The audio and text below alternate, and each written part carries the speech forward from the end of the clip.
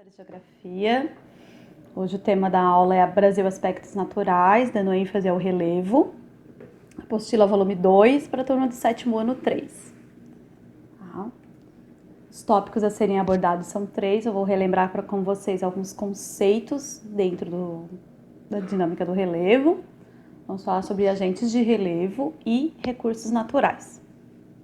Apostila volume 2, 2 a 8 as páginas. Tá. Primeiro, eu gostaria de falar que a apostila de vocês é baseada no mapa de relevo brasileiro feito pelo geógrafo Jurandir Ross, ou seja, ela tem um embasamento teórico determinado. Não quer dizer que é o único, existem outros geógrafos que também trabalham relevo brasileiro, só que a apostila trabalha com esse, então é esse que a gente vai dar ênfase. Por que eu tô falando isso? Porque às vezes a gente vai fazer uma pesquisa na internet e aí, professora, o mapa que eu encontrei de relevo era outro, era diferente, qual que é o certo? Os dois estão certos, são dois geógrafos, cada um faz seu tipo de classificação, tá? Então, como a gente está trabalhando com a apostila, sigam essa determinação do Jurandir Ross. Ele divide o Brasil em 3 grandes estruturas: depressão, planície e planalto, tá? Então, vamos lá.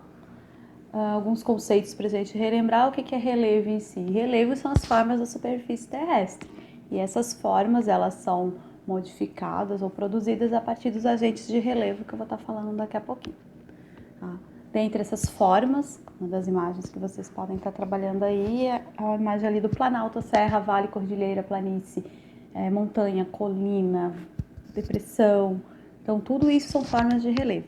A primeira delas, as montanhas. São as áreas de maiores elevações do planeta Terra, acima, se eu não me engano, de 3.000 metros de altura, já conta como montanha.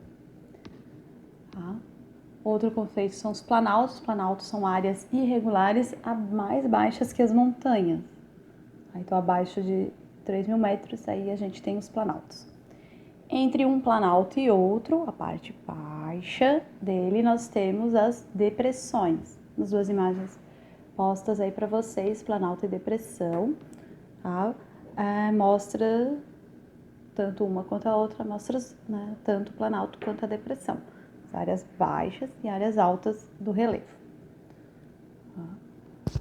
Terceiro item, planície. Planícies são áreas de depósito de sedimentos, ok? Mas, bom, de onde vem esses sedimentos? Esse sedimento vem de áreas mais altas, em que aí os agentes externos de relevo, eles vão retirando esses sedimentos dessas áreas mais altas e eles vão indo para essas áreas mais baixas, áreas de planície.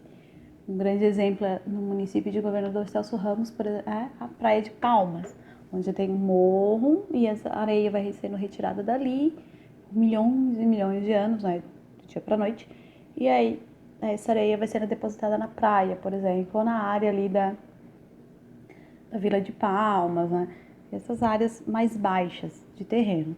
Bom, temos 3 tipos de planície. Palmas é o primeiro tipo, é uma planície costeira, que é a planície do litoral, né, do litoral, tanto brasileiro quanto de outros países. São planícies que estão próximos aos oceanos, a gente chama de planície costeira. Nós também temos a planície aluvial, que são formadas por rios, por exemplo, a planície do rio Amazonas, né, que a gente chama de planície amazônica, e a lacustre são formadas a partir de lagos, como a do Pantanal.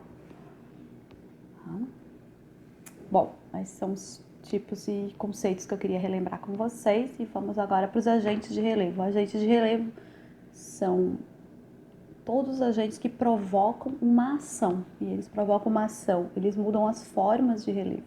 Ou eles constroem relevos novos, ou eles modificam a sua forma com o passar do tempo. Tá?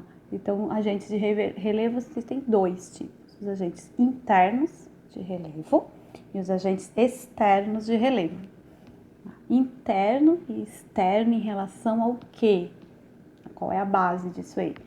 Em relação à litosfera. O que é a litosfera? Lá no 6º ano passado, vocês têm que relembrar.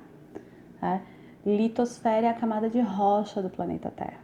Então, tudo que estiver abaixo dessa camada de rocha e que provoque mudanças do relevo, a gente chama de agente interno, que está dentro da litosfera, internamente. na litosfera. O que estiver acima da litosfera, a gente chama de agentes externos.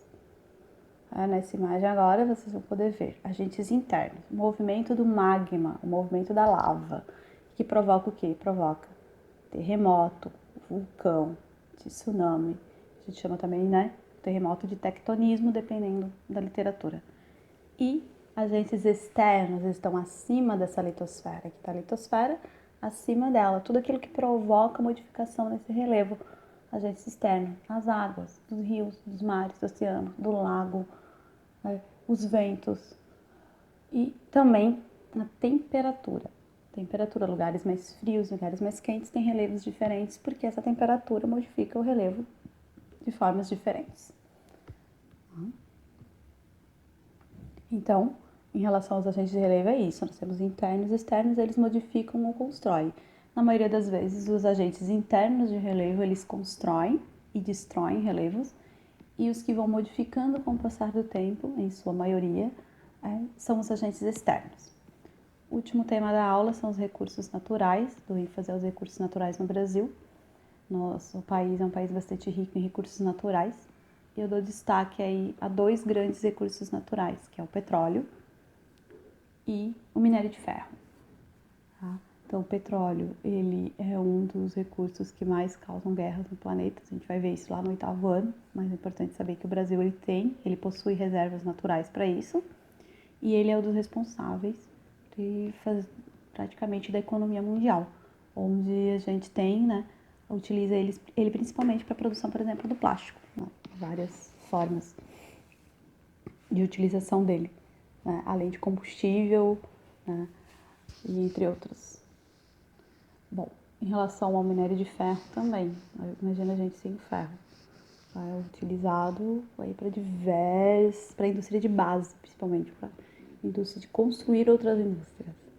A gente vai ver um pouco mais para frente, lá no 3º ou 4º bimestre, em relação à industrialização brasileira. Tá? É utilizado principalmente para a indústria de base. Minério de ferro, o Brasil possui essas reservas, principalmente nos estados, né, de Minas Gerais, Mato Grosso do Sul e no Pará. Tá bom? Então a aula de hoje é essa. Fechou.